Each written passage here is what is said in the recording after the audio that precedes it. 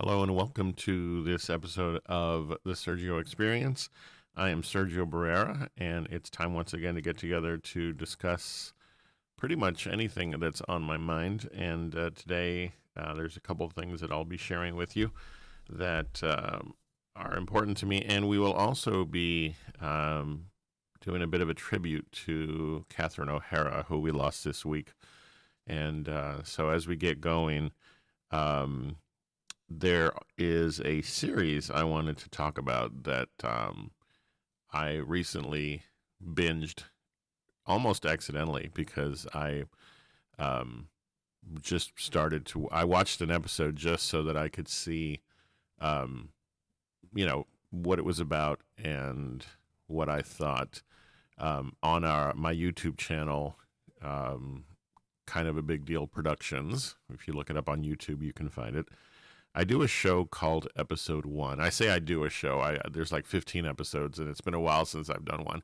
So I was trying to get back to that, and I thought, you know what, I'm going to go back to my Episode One content and do some work. And on Episode One, I'll talk about show episodes. I'll watch the first episode of a particular series, and based on that one episode, I'll decide whether or not would I continue it, would I keep watching it or not. And so I thought, you know what, let me get back to that. And I looked up a show called House of Guinness. It comes from the same creators that did Peaky Blinders, which I'm a huge fan of. Cillian Murphy in Peaky Blinders is just peak in terms of his talent level and what he does with that show. Not to mention, he is surrounded by an amazing supporting cast, fantastic writing, fantastic direction, everything. I mean, Peaky Blinders is just a fantastic show, and I'm really looking forward to the Peaky Blinders film that is due this year that will bring the series to a conclusion. So, House of Guinness comes from the same creators of Peaky Blinders, and so I thought, you know what, I'm gonna have to check it out because does it live up? Is it you know um, is it going to be as compelling a show? Which is it's a high bar to reach, but at the same time, I'm also a big fan of Guinness beer and history, and so I thought, okay, well, maybe I'll check it out just to kind of see what I don't know about the Guinness family and the history of the Guinness brand. So I thought, okay, I'm going to check out an episode, and then I'll talk about it on my episode one show on YouTube. Well, I watched the first episode, and before I knew it, I had finished the fourth one, just four episodes in a row, just like that. And so obviously, it's a compelling show. It isn't anywhere in the league of Peaky Blinders in the sense that it doesn't attempt to do so.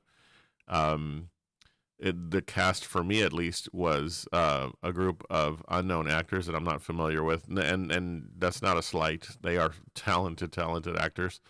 The cast is absolutely fantastic in this show, and the thing that stood out to me overall was, again, as a fan of history, each episode opens with a screenshot that says something to the effect of this fiction is based on true events. And so it definitely tells you right from the outset, very honestly, that there have been some liberties taken in order for a story to be told.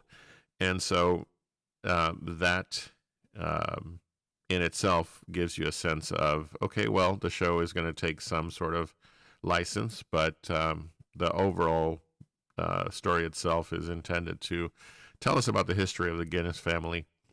It begins with the death of the patriarch of the Guinness family, Sir Benjamin Guinness, who had already started the brewery by the time of his death. And he, in the first episode, has, of course, set out a will that his adult children are waiting to have read to see what their fates are going to be in terms of the Guinness fortune. The show stars Anthony Boyle and Lewis Partridge. Anthony Boyle plays Arthur Guinness, and Lewis Partridge plays Edward Guinness, who are the two brothers, the sort of the main brothers um, of this story. They also have a brother by the name of Ben. I'm trying to recall the actor's name who played him, um, but for some reason it escapes me. They also have a sister who is part of the family, obviously. Emily Farron plays Anne Plunkett, who is their sister, and their brother Ben. So the four of them are the siblings and the children of the patriarch, Benjamin Guinness, Sir Benjamin Guinness.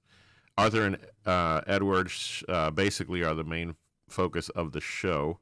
And as the will is read, Benjamin Guinness leaves the brewery and all of its assets to the two sons, Arthur and Edward. Because of Ben's substance abuse and alcohol abuse, he leaves him nothing. And because Anne is married, he leaves her nothing. And so, right from the outset, it's an interesting dynamic. In fact, you don't even get the reading of the will until episode 2, which makes the overall show. I think I'm remembering that correctly. I don't think you get the will read until episode 2. But anyway, so the first episode does a great job of sort of world building and establishing who the characters are. So there's also another character, a lot of other compelling characters. And the one that stands out the most is played by a guy by the name of James Norton. He plays Sean Rafferty, who is the family's enforcer. And so, yeah, it's a wonderful blend of different characters that come together in various ways and just tell a really compelling story. So, basically went through all 8 episodes in 2 days, and now I'm hoping for season 2. So, House of Guinness, big recommend. Check it out. I think you'll enjoy it. And there's some familiar faces. Michael McElhatton from he was Roose Bolton in Game of Thrones. He plays John Potter, who is the family's butler. I guess is the best way to describe him. And a couple of other familiar faces. But overall, just a really, really solid show. Also from Game of Thrones, Jack Gleeson. You'll remember him if you were a Game of Thrones fans as the just horrible, horrible son. Why can't I remember his name in that show? Here I am having to look it up. Joffrey Baratheon. He's that was the character he played. But he makes a fantastic entry into this show as a character by the name of Byron Hedges. And so, all of that to say, it's a really great show. I think you'll really enjoy it. House of Guinness, you can find it on, let's see, Netflix. So, check it out. And in the comments, let me know what you think if you have or when you do. And yeah, that's a fantastic show. Looking forward to some other shows I'm going to be checking out here pretty soon. Death by Lightning is a series that I really want to check out. And so that'll probably be the next television show that I will take a look at.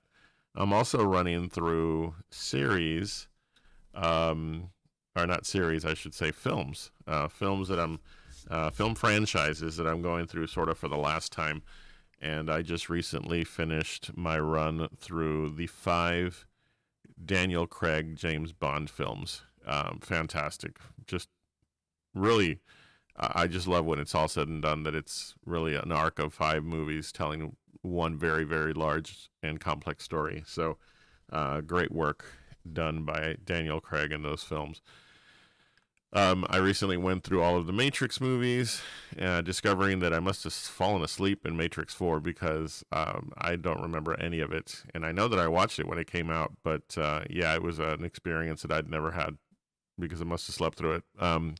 And after watching it, I can kind of guess, yeah, it definitely doesn't live up to the first 3.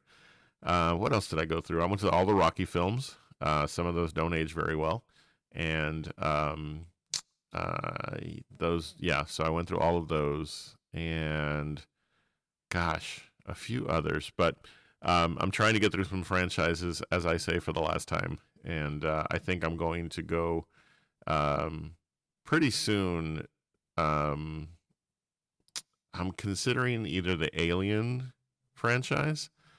Again, I've seen them all, but I want to see them one last time. Or perhaps I'm going to go the route of since I did Rocky, I kind of want to do the Rambo movies, but we'll see. Um, so yeah, so just some things I've been watching that I wanted to share with you, and I'll keep you guys up to date on the film franchises that I decide to go through one last time. Before we get out of here, I do want to take a moment to talk about Catherine O'Hara, who we lost yesterday.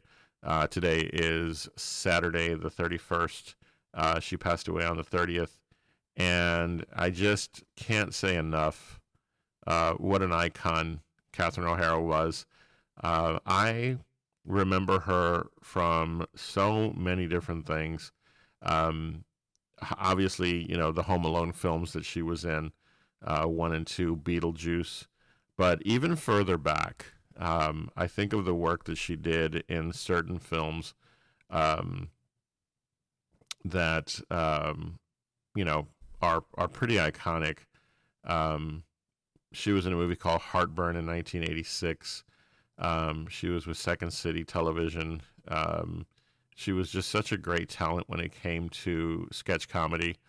Um, and then there was an interesting series of mockumentaries that she was part of that are just so classic. Waiting for Guffman, Best in Show, A Mighty Wind, and For Your Consideration.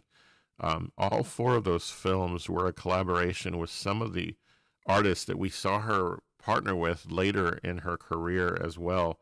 Eugene Levy specifically, um, who she worked together with in Schitt's Creek 2015 to 2020, which earned her an Emmy Award and a Golden Globe.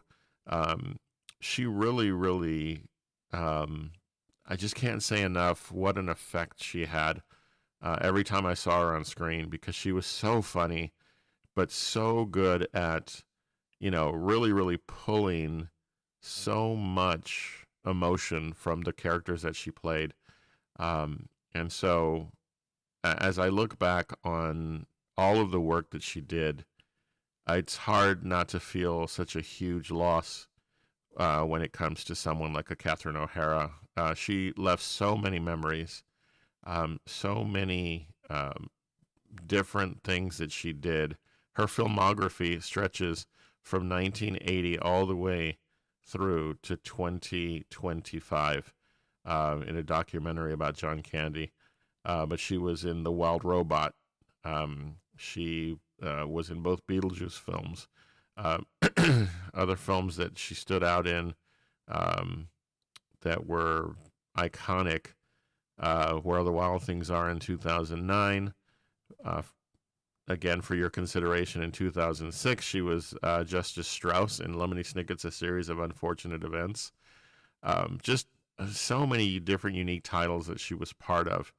I forgot she was actually in Wyatt Earp back in 1994. That film was directed by Lawrence Kasdan and was a Kevin Costner film. And so, yeah, it's easy to forget the roles that she was in, but then you think about them and you're like, oh, yeah, I do remember her in that. So she always left a mark in the work that she did and is going to be sorely missed as a talent and as a human being. And so just want to take a moment to just say what an amazing, amazing woman, artist, and just absolute queen that Catherine O'Hara was, and she'll be sorely missed. So rest in power to her. And I think that's a good place to land this episode as we pay tribute to an absolute queen of talent in Catherine O'Hara. As we get ready to get out of here, I want to say thank you for hanging out, for listening to me go on about things that I like.